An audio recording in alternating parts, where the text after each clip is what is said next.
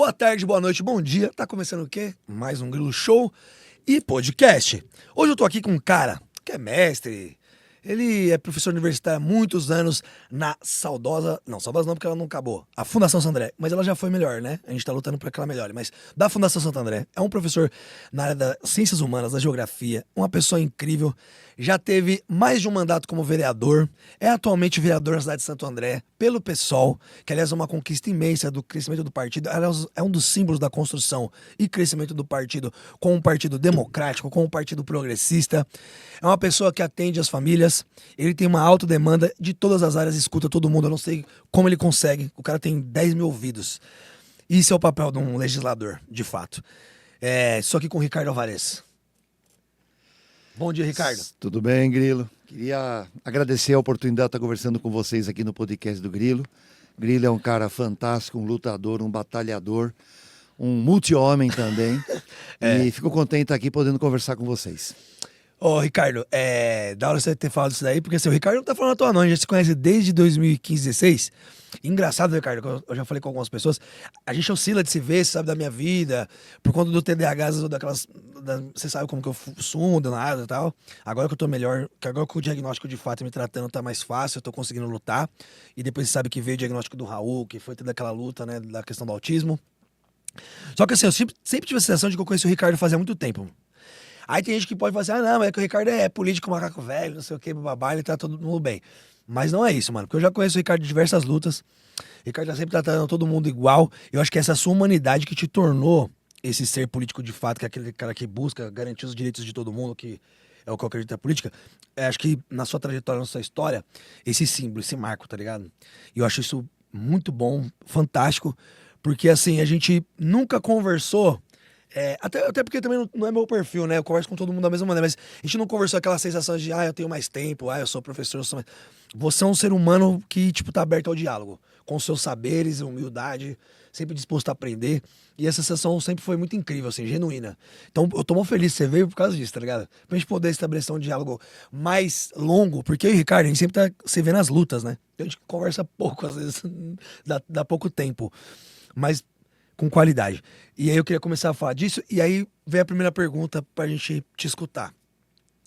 Então você tem uma trajetória como educador imensa, tanto no básico quanto no superior, né? E como que foi assim, essa trajetória até chegar na política? Você sempre esteve na política? Fala um pouquinho de você aí pra gente, Ricardo.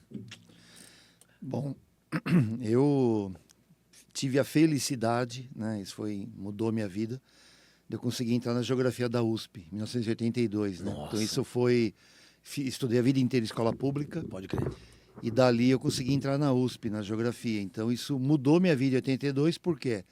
Primeiro porque a geografia e a USP abriram minha mente para tentar entender o mundo, porque o mundo é muito complexo, né? Tá tentando e tá cada entender. vez mais complexo, né? Hoje em dia, então, tá difícil de entender algumas coisas, mas a geografia abriu uma perspectiva de compreensão do mundo para mim. A USP é maravilhosa, né? Sim, um universo, né? Um universo, aquele negócio. Então, para mim Trabalhei foi... lá. Vi sua companheira lá uma vez, inclusive, quando eu trabalhava. Como Não. supervisor do PIBID. Ah, que legal. Então, e lá para mim, aquilo foi fantástico do ponto de vista do aprendizado e do convívio numa universidade. Certo. Né? Em 82 também comecei a dar aula. Então, Você começou a conviver com a diversidade acadêmica e já foi para uma outra diversidade que é a sala de aula, né? Que é a sala de aula. Então eu tinha 20 anos de idade e comecei a dar aula, né? No primeiro ano da faculdade. Eu comecei com 21. Então. Um ano depois. Uma experiência muito engraçada para mim, porque eu comecei numa escola particular, num supletivo, né? Nem existe mais, supletivo Castro Alves. E eu dava EJA, aula. Né? O famoso EJA, né? Hoje EJA, era supletivo naquela época. E eu dava aula para pessoas de idade avançada, né? Era uma época que o ABC estava cobrando dos trabalhadores nas fábricas que eles tivessem qualificação. Então as fábricas estavam empurrando os trabalhadores para estudar. Ou seja, exigindo a galera, vai se formar. Sim, porque... Precisa de mão de obra qualificada, né? Qualificada por quê? Porque as fábricas estavam incorporando muito mais tecnologia na produção de veículo, autopeças, etc. Então, o trabalhador ele tinha que ter uma qualificação maior. Então, eles correram para fazer o supletivo. Então eu dava aula para 80, 90 pessoas na sala de aula de Uau. cabelo branco, Uau, uma uau, parte. uau. E muitos tinham filhos mais velhos do que eu. Né? Caraca, Então para mim né? foi uma experiência muito boa. Primeiro supletivo, era muito gostoso dar aula. Sim, Fiquei 10 anos. Eu, como professor, adoro também. Então fiquei 10 anos supletivo. Aí foi assim, eu entrei na geografia, comecei a dar aula e no ano seguinte, 83, ajudei a fundar o Sindicato dos Professores das Escolas Particulares, Uau. o Simpro ABC. O Simpro, você é um dos fundadores Isso. do Simpro? Eu fiz Isso. parte quando eu estava na particular. Então, eu sou Caraca. sócio número 27, porque a gente fez uma assembleia, a gente fez a primeira ata de fundação, a gente fez por ordem alfabética, eu era R e fiquei lá embaixo, mas eu sou sócio número 27, Você né? tá entre os 100 primeiros, tá? Sou fundador, né? Aí Essa é a história viva. continuei dando aula, fiz mestrado, fui fazendo mestrado, dando aula e militando no movimento sindical. Certo. Militei, aí fui tesoureiro do Simpro, fui presidente do Simpro. Então sua trajetória política, na verdade, ela não é. Ela é posterior à geografia, porque também foi abrindo sua cabeça dessas necessidades. Então, é isso? A questão de participar do sindicato... Te impactou mesmo a formação, sim, né? já tinha tudo a ver com isso, né? Era Caraca. uma visão mais holística da coisa, né? Sim. Então o movimento, eu não fiz movimento estudantil na faculdade, porque eu estava longe, eu morava em Santo André, USP, lá no Butantã. Não, é outra realidade, não. Então eu ia, dava tempo só de Esquece, estudar e dar aula. A acadêmica fica pra quem tem um poder aquisitivo um pouco maior, né, nesse sentido. Pra quem é distante, pra quem é distante, né? Eu tive vários colegas da minha turma, minha geografia era muito ativa, que participaram do movimento estudantil. Certo. Né? Mas para mim não dava, porque eu estava trabalhando e eu optei pelo movimento sindical. Então, daí eu fui militando, virei presidente, depois de presidente, aí eu acabo... Você foi presidente também. Fui. Aí eu me filiei ao PT, também fiquei 20 anos no PT. E aí o grupo dentro do PT, nosso grupo lá dentro, vamos tirar alguém, candidato a vereador, tem, né? Aí eu saí, fui escolhido, saí em 96 pela primeira vez e me elegi. Fui o 13º. Na sua primeira você já entrou? Fui. Não me espanta, né? Não me espanta porque pela sua trajetória e pessoa, assim, não me espanta. Então, e como foi? Aí, chegar lá. Aí é outra experiência, porque a Câmara... Como é ser vereador? Que essa é uma das perguntas que eu vou fazer, então já vamos começar. Como não é fácil. Isso? Pode ser fácil. Pode ser. Mas não é. Não é. Por que eu digo que pode ser? Porque você pode se eleger... E sentar em berço esplêndido. Sentar lá e ter braço curto e não trabalhar muito, entendeu? Que não é a sua característica. Não, a gente, por ser um mandato de esquerda, né? Então a gente tem que estar aberto a todas as demandas, né? Sim. Por exemplo, o autismo hoje... É uma grande demanda. Certo. Né? É uma grande demanda. Inclusive, o autismo está movimentando muito a Câmara de Santo André, sobre todos os aspectos. Né? Sim, sim. Então, quando eu fui vereador... De formas boas e negativas. Sem dúvida. Mas porque, só um parênteses, você falou disso, me lembrei de uma cena de um cara fazendo uma propaganda, pegando uma pedra no chão, assim, um buraco na rua, e falou assim, como os autistas ficam com esse buraco na rua? Desse nível de coisa horrível. Não, tem de tudo. Mas né? com uma galera que... Até a gente, vou perguntar mais pra frente, por exemplo, da aprovação do canabidiol e tal no SUS, mas a gente fala daqui a pouco. Mas vamos lá. Como que é ser vereador e continuando É uma aí? pauta nova, digamos. Porque quando eu fiquei de vereador de 97 a 2004, fiquei 16 anos longe da Câmara e voltei agora para meu terceiro mandato. Então você fez 2 mandatos lá atrás. Aí, quando o Celso era prefeito, eu era sim, vereador. Sim. Quando o Celso foi que vocês assassinado, conseguiram né? muitas e vocês conseguiram muitas conquistas. Sim. Quando acontece o assassinato do Celso, você era vereador? Sim, eu estava na Caraca, Câmara. então deve ter sido horrível. Difícil, muito difícil. Eu também já estava saindo do PT, entrando no PSOL, então não quis mais ser candidato a vereador, né? Sim. Você estava com outro processo na sua cabeça. Outro processo, né? Então a gente iniciou a construção do PSOL em 95, em Santo André, muito difícil. Muito difícil. O PSOL é um partido que nasce muito comprometido com as pautas progressistas, mas um partido que pretende se fazer de baixo para cima. Então, é difícil, né, você construir um partido de baixo para cima. Então, começamos a construir o PSOL, ficamos aí um tempão, aí até que a gente saiu candidato a vereador em 2020 e ganhou. Eu lembro, acho que, se eu não me engano, foi 2010 ou foi 2008, cara. Eu lembro, assim, que eu já tava na militância como artista. Porque eu nunca fui militante partidário, né, cara? E você vê minhas dificuldades dentro da questão partidária. Você deve perceber, assim, tipo... Porque eu entro nos embates, eu sou meio poético, às vezes. Você já percebeu. A gente já foi montar planos de governo. Precisa de mais poesia também. Não, sim, mas você sabe. A gente, tipo, de montando plano, de debater. Eu lembro de uma vez que a gente tava debatendo os planos lá, que o Bruno tinha uma proposta que eu entendia que academicamente ela era muito boa, que ele queria colocar pastas em vez de secretarias, e aí a gente tava naquela discussão se ia ter pastas e secretarias, você lembra disso? Sim. Aí eu fiquei, não, pelo amor de Deus, mas como que os artistas da cidade vão pensar que vai ter uma pasta de cultura e uma secretaria? Então assim, porque a gente tem essas visões e tal, mas o que, desde o começo, quando eu comecei aí, porque eu não tinha aquela experiência, mas eu falei, eu precisava ir pra algum lugar. E um cara, além de você, mas aí eu só cheguei em você por conta dele, que eu queria citar em nossa entrevista, que é um ponto de convergência importante pro partido, acho que também, aqui em Santo André, que é o Francisco, o Chicão. Esse cara, mano. Foi ele- meu aluno. Então, ó, por que que eu acho que a gente tem que falar desse cara aqui, velho? Um dia eu vou trazer ele aqui também, se Deus quiser. Traz aqui. O seguinte, nunca vou esquecer dessa cena. É que é importante marcar texto aqui para nosso bate-papo. Tava na perimetral, eu não lembro o que eu tinha ido fazer. Alguma coisa envolvida que envolvia com arte. Tava numa garoa, época de eleição. Eu vi o Chicão, cara. Com uma devoção assim, mano. Com os panfletos debaixo do braço aqui, assim. Com bandeira, até chapeuzinho e tal, se eu não me engano. Mas eu lembro dessa. E ele, daquele jeito deles, que é um cara simples, maravilhoso. Tem um poeta, né? Sigam lá, o poeta Guilherme Francisco. Poesias maravilhosas e tal. E eu lembro dele, e aí, Denis, não sei o que, e ele, tava época de eleição, então ele tava aí chamando eu, e ele sabia que eu era progressista também, né, tal. Pô, vai, vota na gente, Vem não com a sei o que, gente. aquela coisa ali. Mas até ali, eu achava, assim, espetacular o pessoal, achava fantástico. Grandes acadêmicos, tal, via o esforço todo, e via aquele retrato. Só que na época, a gente já tava começando algumas divisões, eu acho que era 2000, eu acho que era 2010, 2012, uma coisa assim. Ou era até 14, já não, se não me engano. Mas eu ia falar, ó, por enquanto, cara, eu, não, eu vou continuar votando no campo progressista que eu tenho, mas, meu, vocês estão pequenos, né? Tipo, na minha cabeça, assim, né? Aquela cabeça eleitoreira ali, de não tinha uma abrangência de pensamento ainda tão complexa, apesar de ser um lutador desde moleque e tal.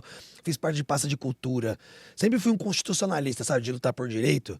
Eu até já fui mais conservador em algumas coisas. Depois, com a vida, a gente vai percebendo que conservar é ruim, porque o mundo é ruim, você vai conservar o que tá ruim, você tem que tentar melhorar. Então entender que é o progressismo de uma outra maneira, né? Sim. Mas pra devolver a fala pra você, que senão eu não falo, para de falar. Esse retrato, cara, foi grandioso pra mim do Chicão naquela garoa, naquele dia. Porque o Chicão, pra mim, aí depois isso se confirmou, ele se tornou a imagem do que é o pessoal. Tá ligado? E aí ele me apresentou você.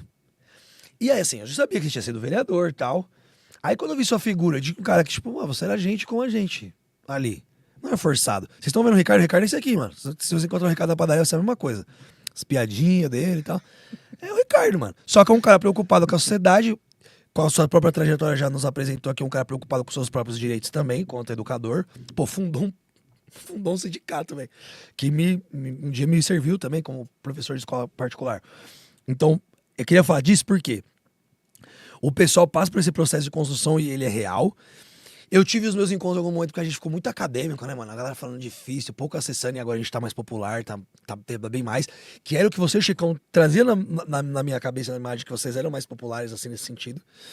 E, cara, depois em 2016, quando a coisa começou a desgringolar e essa maluquice tudo aí que eu entrei de fato, aí eu.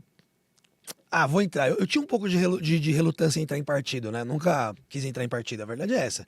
Só que chega uma hora que a gente foi falar assim, mano, ou me partidarizo, de fato, ou as coisas não vão acontecer. E você, queria dizer aqui agora, você é um exemplo, então, na sua trajetória, e você e o Francisco são dois exemplos muito grandes pra mim mesmo, assim. A gente não teve o prazer de conversar isso, falar que não é, porque isso é como é importante pra vocês entenderem a trajetória de vocês pra outras pessoas. Porque eu sei também que você me admira, que você sabe a pessoa que eu sou também, mas isso é importante porque você traz uma luz ali, nesse sentido, tá ligado? Isso é agradecer pelo trabalho. Tem que agradecer nada. Porque Né? não, é sério mesmo, na sua trajetória, porque as pessoas não fazem isso com a gente precisa disso, dessa parte humanitária, de compartilhar de fato as coisas e mostrar como o outro é grande e tal. E obrigado. Mas vamos continuar lá, porque eu fiz todos os parênteses, porque é o seguinte, então você tá lá, morte do Celso Daniel, você tá na vereança, difícil, você começa a formação do partido, certo? E eu fiz tudo isso por quê? Porque eu queria que as pessoas entendessem o símbolo de que é montar esse partido, o que ela representa para várias pessoas. E esse foi meu depoimento, tá? Então, mas aí, como quer continuar essa trajetória até chegar a se candidatar? E você tentou várias coisas, imagina que perder deve ser muito difícil. Perdeu várias, né, antes de ganhar, né? No pessoal. Eu perdi eleições para deputado, né? Certo. Prefeito e deputado. Mas não para vereador. As 3 vezes que eu saí vereador eu ganhei. Porque Mas para deputado e para prefeito foram candidaturas que ora era para ajudar o partido. Né? Certo. Por exemplo, eu fui candidato a prefeito em 2008 Certo. no PSOL. Eu lembro. Você imagina se o PSOL hoje ainda é um partido pequeno, está crescendo, Sim, a gente se tá consolidando. Você imagina o que a gente era em 2008. Então, eu saí candidato a prefeito para ganhar? Óbvio que não, eu sabia que eu não ia ganhar. Mas era uma maneira de você fazer o partido aparecer, né? Tá nos debates, eu participei de vários debates. Sim. Né? Então, o partido ganha vida. E pode não parecer, Denis, mas partido é um organismo vivo. O que eu quero dizer com isso? Se o partido toma uma decisão errada, ele paga um preço caro. Certo. Eu vou te dar um exemplo. Né? Quem está acompanhando aqui vai entender que eu vou falar. Nós tivemos um partido nesse país que governou o Brasil por 8 anos, que é o PSDB, Fernando Henrique Cardoso, e que governou, desde a chegada dos bandeirantes aqui, estava governando o estado de São Paulo. É verdade. Certo? Tomou decisões erradas, do tipo, vamos apoiar o bolsonarismo. Foi engolido pelo Bolsonaro. Acabou. E hoje o PSDB, na Câmara Federal, é menor que o PSOL. Sim. Um partido que tem uma baita de uma história. Perdeu o governo do estado de São Paulo porque Aliás, tomou a decisão errada. E a decisão de ante a coisa que ela lutou, que foi pela democracia. Porque era um partido de direita e tal, beleza, mas era tinha democrático. De social-democracia. Sim, então... Lutou contra o golpe militar. Fernando Henrique Cardoso pô, teve nas diretas já contra o golpe. E aí entra no movimento de um golpista. Que defende a ditadura de 64, que defende tortura, misógino, machista, preconceituoso, foi engolido. Então, um partido tem que tomar, digamos assim, ele tem que estar sintonizado, né, na sua demanda linha que ela criou. política. Na sua linha. Isso, é isso. Eu vou te dar um exemplo do que aconteceu ontem, ou anteontem, na Câmara Federal. Né? Foi feito um acordão na Câmara para anistiar os partidos. Eu vi isso. Então... Não tem candidatura de gente preta, não tem candidatura de mulher, não tem candidatura de indígena, não cumpriu cota, Meu Deus não do deu o céu. dinheiro que deveria ter dado para cada uma, pau. Fez tudo errado contra a lei. O que fizeram? A PEC para anistiar. Qual foi o único partido que votou contra? Não sei se foi o único. Mas que dos na sua 30 totalidade partidos, votou. a bancada inteira votou o PSOL. Porque nós somos contra, porque o PSOL cumpre. O PSOL tem uma bancada, hoje a bancada federal do PSOL é de mulheres, a maior parte. A primeira mulher trans. A primeira mulher trans, São Paulo, né? Então, para nós, essa coisa da diversidade, ela não está no discurso. Ela está na prática. Sim, e nos diálogos e nas discussões. Nos diálogos, nas discussões e na prática. Então, para nós, ter candidatura preta, ter candidatura PCB, um dever. Ter candidatura de mulheres, ter candidatura de indígenas, para nós, a Sônia Guajajara, para o nosso partido, isso é uma prática. Então, o partido ele tem que ter sintonia com o momento que ele está vivendo, mas dentro da sua linha política, certo? E coerência. Então, o pessoal busca coerente. isso. Nos nossos erros e acertos, a gente é coerente. A gente erra também, evidente. Sim, a gente é coerente. Mas o pessoal até hoje não cometeu erros fundamentais. Sim, ele concordo. comete erros pontuais. Concordo. Por exemplo, quando teve impeachment da Dilma, certo? Teve uma ala dentro do PSOL que achava que o PSOL deveria apoiar o impeachment da Dilma e apoiar a Lava Jato. Felizmente... Eu lembro que a discussão foi bem árdua. Foi, você estava lá, você acompanhou. A maior parte do partido falou não. Não, peraí. Lava Jato é golpe e impeachment da Dilma por causa de pedalada fiscal não cabe. Não dá. E outra, é que o verniz que veio a Lava Jato enganou muita gente. Mesmo da galera, mesmo a galera da direita democrática, a galera ficou emocionada com aquilo ali, porque parecia que era uma coisa que deu? Só que desrespeitou as institucionalizadas. Lógico. E principalmente, que acho que é importante frisar, desrespeitou a democracia, que a gente tem que lembrar que todo mundo é um sujeito democrático de direito. E aí, quando você tem um desrespeito a esse direito democrático seu como sujeito, é perigoso. Porque aí independe. Porque o pessoal, ele nasce até de divergências com o PT. A gente não pode esquecer, a gente faz oposição, inclusive, nesse momento, em algumas pautas relacionadas ao PT. Mesmo estando no campo progressista. E isso é democracia. E o que a galera ficou cega nesse momento, que eu lembro que eu fiz muita postagem, muito texto falando sobre isso, que a galera, gente, peraí, vocês estão depondo contra a democracia, que é nosso direito. Não dá, não pode. Lógico. E aí que acho que é isso que você está falando, acho que por exemplo, sintetiza o que é o seu, ter um partido de fato, né? Isso ele tem vida. Ele tem vida, porque ele tem relação com a base do partido. Se o pessoal tivesse Se o pessoal tivesse apoiado a Lava Jato Não. e apoiado o impeachment da Tinha Dilma, pro espaço. o pessoal hoje não estaria onde está. Não, é verdade, Por isso concordo, que, mano, por isso concordo. que É isso mesmo. o partido, quando ele toma, eu não estou falando uma decisão num município. Não, entendi. Estou falando genericamente. Geral. Você toma uma decisão errada, você segue um caminho que não pauta pela coerência, você segue um rumo que não tem a ver com a tua linha política, o partido paga um preço caro por isso. Eu vou falar pra você que, tipo assim, até alguns afastamentos, por causa do TDAH, tem minhas desarmonias pessoais. Eu ficava meio assim, mas caramba, isso aqui eu não tô concordando. E assim, como eu nunca tive atividade partidária, essa maturidade a gente vai criando com o tempo também, né? Observando todo mundo. Partido E aí eu educa, ficava. educa. Isso, educa, com certeza. Mas aí eu ficava conflitante. Um dos milhares de motivos, que eu tive outros mais sérios também, que me afastou foi por causa disso. Porque eu ficava assim desesperado. E aí eu não entendia. Mas como que o partido tem corrente? Eu tinha dificuldade disso, né? Tanto que eu não faço parte de corrente nenhuma ainda. Mas, A tipo corrente assim. não é o problema. Não é problema. Não é. Hoje eu sei que não é. O problema é quando uma corrente ela não segue a decisão do partido. Isso. Entendeu? Aí que eu queria chegar. A maioria venceu, Pô, segue a decisão. E às vezes não acontece Às isso. vezes não acontece isso. Mas a corrente, ela anima, ela estimula Não, ela é o importante. debate, Não, né? ela é importante. Ela Hoje politiza. eu sei. Não, então, hoje eu sei. Mas aí, antes não. Por quê? Porque a gente Então, tem que hoje começar a entender. você sabe que você amadureceu. Entendeu? Isso. Só que assim, as Política pessoas. é aprendizado. Mas né? aqui, mas o momento do país nos obrigou a amadurecer, vamos combinar? Não tenha dúvida Porque disso. senão, se você não começar a perceber a complexidade da coisa, a gente é engolido. E o fascismo engole todo mundo, né? Porque foi o que a gente vivenciou aí nos últimos anos, que foi. Porque as pessoas acham, mas fascismo não é ter um cara torturando, prisão, não sei o quê. Eu até expliquei, eu fiz um vídeo explicando aí com mais professoral, né? Que eu tenho os meus mesa-cast que eu faço aqui pra explicar algumas coisas. E aí, logo vai estar no ar esse conteúdo. Vocês já vão ter assistido, provavelmente, quando esse aqui sair. Mas. Então a gente tem que lembrar lá que tem essa questão, né? Porque as práticas fascistas, ou seja, os atos fascistoides, que a gente pode chamar, eles são muito perigosos. E principalmente atacando a democracia, que é, de fato, o que nos protege quanto direito, como sujeitos de direito e tudo mais. Agora, Ricardo, como eu não tenho tanto tempo e eu quero falar de uma questão aqui importante, eu vou trazer o assunto para um outro ponto. Então, assim, você tem essa atuação lá na Câmara, que eu imagino que é difícil. Hoje só tem, acho que, 2 vereadores que são progressistas em Santo André e tal. Mas aí, cara, pra causa autista, você... eu sei que não é só pra causa autista, mas você começou a receber muita demanda e tal. E eu sei que chegou a questão do CBD, do canabidiol, que é um remédio, inclusive, que o meu filho faz uso, que é caríssimo. E, aí é o seguinte, a pergunta é, você já falou que é difícil, a vereança não é fácil, sei que vocês têm que estar ali para legislar, mas também para fiscalizar o executivo, mas de repente você está se deparado aí, você conseguiu finalmente, chegamos lá, novamente vereador do PSOL agora, nessa trajetória bonita do partido, na cidade inclusive, e aí você, precisa aprovar um negócio que assim, infelizmente maconha é um tabu, as pessoas são ignorantes, existe um racismo em volta em torno da história da maconha, da cannabis, né, e a gente sabe que muito da visão das pessoas tem a ver com isso. As pessoas colocam na maconha na questão de criminalização e criminalidade numa questão de segurança. E não é saúde.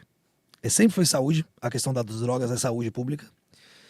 E aí você, como vereador, vai lá, faz uma preposição do canabidiol. Como que foi isso, velho? Como que você conseguiu aprovar isso aí?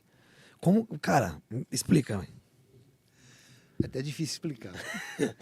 Não, mas que vitória foi essa aí, velho? O que eu acho que a primeira grande vitória, diria, que é uma prática legislativa que a gente tem, é de construir um projeto de lei não como algo do gabinete, certo, mas construir como produto de um movimento. Então, nós somos procurados, né, por gente ligada à questão, né, médicos e médicas, estudiosos, pesquisadores, usuários, entidades. Famílias atípicas. Vamos Todo fazer mundo lá. Olha a importância disso. Eu vou ser sincero para você. Eu tinha pouco conhecimento. Sim, normal. Depois que eu apresentei o projeto, que a gente estava que você estudou, muito. Né? Rapaz, o canabidiol, né, Fantástico. ele tem assim, milhões de utilidades. Milhões a gente mesmo. não se dá conta do que essa planta é capaz de fazer de bem para gente. Infelizmente, ainda não se tem. Carregada, como você falou, carregada de mito, né? Carregada de preconceito. E o preconceito é um estágio animalesco do ser humano. Sim. Porque quando você se despe do preconceito, você enxerga o mundo de outra maneira. Então, o preconceito ele tem que ser evitado sob todas as formas, né? Ele é evitar o preconceito é a possibilidade de você se melhorar como pessoa e a sociedade se melhorar enquanto agrupamento humano. Certo. Então, juntamos o grupo, debatemos, discutimos, tal. Eu confesso que no começo foi assim, a Câmara não vai aprovar um negócio desse. Né? Porque é uma Câmara conservadora, Sim. é uma Câmara muito difícil de trabalhar, é uma Câmara que trabalha pautas absurdas. Ruins, né? Eu já vi falas lá que pautas ruins. Eu já te mandei mensagem, Sim. Ricardo, como que você aguenta isso daí todo dia? É difícil, mas Não, é parte do processo, sim. né? Eu diria que lá Mas dentro... aí eles receberam de uma maneira surpreendente? Não, então, foi uma coisa engraçada, porque a gente apresentou o projeto, como todo projeto de vereador, ele tem um processo de maturação interna até ir para votação. Ele maturou, foi para a pauta de votação depois de 2, 3 meses, entrou lá na pauta de votação, aí começa a conversar com o vereador, conversa para fins medicinais, papapá. Aí sabe o que eu vou descobrir? Que um monte de gente usava. Exatamente. Por quê? Mas não necessariamente não, sim, na família. Ele. É, sim, mas amigos, mas eu que primos, escutei lá vizinhos. dentro. Meu primo usa. A minha filhada usa, o meu vizinho usa. Assim, cara, o que tem de gente que usa é incrível. Porque é um remédio incrível. milagroso, gente. Ó, se você tem preconceito, pausa esse vídeo, nem termine de assistir se você quiser. Vai atrás de saber os benefícios do CBD. É incrível, é inimaginável os benefícios. Muita gente usa, muita gente usa. Ou seja, então chegou numa pauta comum, né? Sim, aí os vereadores foram sensibilizados por isso. Óbvio. Tá bom. Aí a Câmara, vamos aprovar, aprovou. Que aí legal. o projeto ele vai para análise do prefeito. Aí aconteceu uma coisa. É verdade, conta essa história. É engraçado porque eu estou no meu terceiro mandato e eu nunca vi acontecer isso. Mas aconteceu. Mas gente, tudo bem. Que absurdo. Né? O projeto foi para análise do prefeito e o prefeito tem lá 15 dias para se pronunciar. Sim. O prefeito pode ou vetar integralmente ou vetar parcialmente, certo? No caso de vetar integralmente ou vetar parcialmente, o projeto volta para análise dos vereadores. Caraca. Né?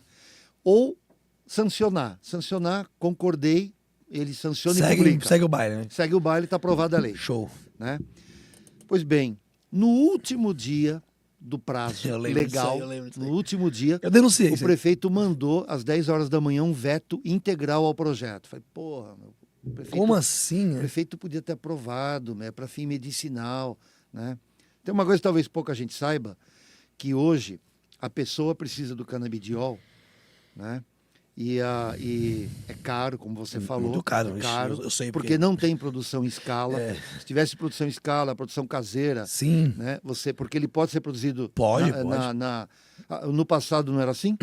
A avó não plantava erva para dor de barriga, cidreira, maracujá, etc. Não era? Sim. A gente abandonou. Porque as pessoas esquecem que é uma planta, né? É uma planta. A indústria química poderosa se apropriou disso. Isso. Inclusive são saberes tradicionais que tinham que ser resgatados.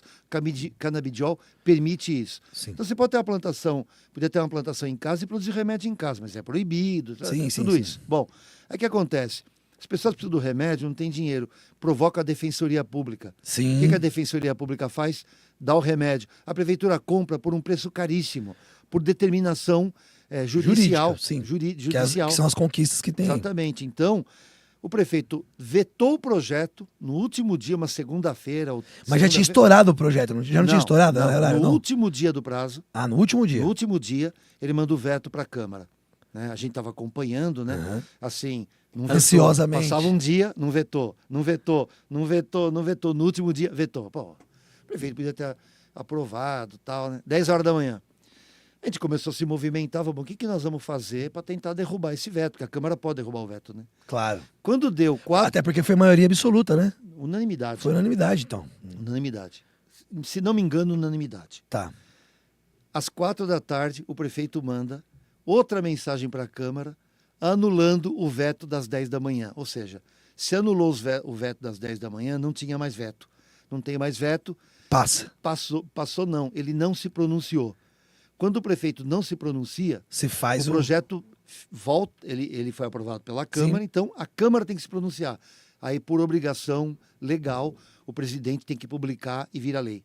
Foi isso que aconteceu. Ou seja, eu até lembro que eu fiz esse comentário. Me pareceu muito mais uma manobra para falar assim, eu tentei negar, mas aí, né... Eu não sei o que passou pela cabeça. Eu acho que tem um pouquinho de dizer. Uma coisa dá para ter certeza. Dá para usar, vacilou. Ele vacilou. Mas assim, o que eu acho assim, meio complexo aí nessa parada é que assim, eu vou falar olhando de fora assim. de que não estavam nesse processo. Pô, eu num futuro momento, eu posso falar que eu vetei e também eu posso falar que essa mesma lei foi do Não meu vetei. mandato. Entendeu? Então, Ó, no meu mandato, Pode a gente. ser. Lá Pode ser. naquela cidade, no meu mandato, teve aprovação de tal coisa. Porque ele vai poder falar, e não é mentira. Não. Se ninguém for atrás da realidade da história, ninguém vai saber. E ao mesmo tempo fala, não, mas você tá falando isso daí? Não, mas eu vetei. Sacou? Então acho que a gente tem que tomar certos cuidados aí. Ricardo, Só pra para finalizar. completar, Sim, que a pessoa, e eu queria finalizar. o teu público Tá, pode não, perguntar desculpa. aqui, né? Pô, e o canabidiol? Acontece que o projeto, ele prevê uma o executivo tem que regulamentar. Certo. E essa regulamentação passa por constituir uma comissão Certo. com usuários, entidades, né, com o poder público, executivo, legislativo, enfim, montar uma comissão para legalizar. O que nós estamos fazendo agora? Pressionando, já tive com o secretário de saúde, né? Entendi. Falar, vamos montar essa comissão. Pra coisa se efetivar, então. Para se efetivar. Então está faltando isso, essa regulamentação. O Show. problema é que daqui a 3 meses, 2 meses tem eleição. Aí vai ficar complicado. E aí tudo dá uma parada, entendeu? Mas Sim. a gente vai continuar na luta Na briga. para montar essa comissão, para regulamentar e para que as pessoas tenham acesso ao canabidiol Canabidiol. o mais rápido possível. Fornecido Ó, pelo SUS. Importante, faça pressão, inclusive, que isso aí é importante. Isso, se vocês fizerem pressão, ajuda mais ainda, é mais rápido ainda. Regulamenta aí. Vamos lá. Ricardo, pra gente finalizar, desculpa que você sabe com o tempo, você já entendeu a dinâmica, que é pouco tempo, a gente vai conversar em outros momentos aí.